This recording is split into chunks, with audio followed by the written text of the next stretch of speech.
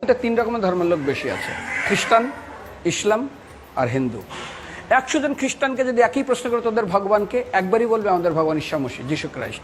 মুসলমানকে জিজ্ঞাসা করবে 3 থেকে 5 মানে মৃত্যুর আগে পর্যন্ত, যাকে এই তোদের ভগবানকে, একই উত্তর দেবে, ভাই আমাদের ভগবান হলো আল্লাহ। হিন্দুদেরকে যদি একই প্রশ্ন করা হয়, ভাই তোদের ভগবানকে, কনফিউজ। 100% হিন্দু 100% কনফিউজ, জানে না ভগবানকে। দ্বিতীয়ত, যদি তুই মুসলমানকে জিজ্ঞাসা হয় তোরা মসজিদে কেন যাচ্ছিস, ওদের শেখানো হয় মসজিদে যেতে হবে নামাজ আদায় করার জন্য। সপ্তাহে ওরা 100% একদিন মসজিদে যাবেই। তুমি যদি খ্রিস্টানদের জিজ্ঞাসা করো তোমরা কেন কোথায় যাবে, কোথায় যাও না, আমাদেরকে একদিন তারা চার্চে যাবে। কেন? ঈশ্বরে প্রার্থনা করার জন্য, ওদের শেখানো হয় জন্মের থেকে, এটা সংস্কার।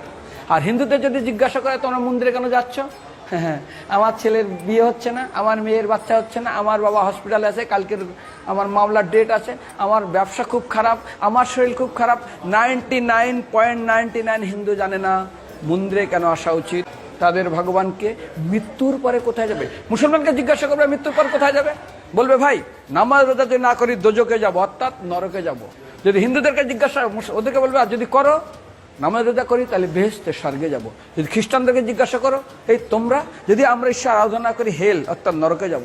যদি বলা হয় যদি করো ঈশ্বর আরাধনা তাহলে তোমরা হেবেন স্বর্গে যাব। আর হিন্দুদেরকে বলে যে তোমরা মরার পরেই 99% হিন্দু এটাই বলে, মিথ্যাই বলে, আমার বাবার সাজ্ঞানে স্বর্গে গিয়ে বসেছে। তোর বাবা কি জমি কেনা আছে নাকি স্বর্গে?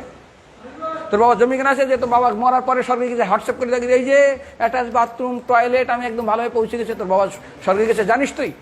আরে মৃত্যুর আগে এত কষ্ট পায়, এত কিছু করে, মারার পরে আমার বাবা স্বর্গে গেছে। আরে যখন পুলিশে কোনো কয়েদি কোনো অপরাধীকে ধরে 2-4টা ডান্ডা মারে, তারপর থানায় গিয়ে আরো ট্রিটমেন্ট করে, তারপরে কোর্টে বিচারে, তারপর জেল খাটে, মৃত্যুর আগে এত কষ্ট করে আমরা মারা যায়, মারা পরে আমার বাবা স্বর্গে গিয়ে বসে আছে, ওর বাবার জন্য জমি কেনা আছে না, এরকম বলা যাবে না। এই জন্য আমাদের শাস্ত্র বলে পরলোকগত, স্বর্গীয় বলে না।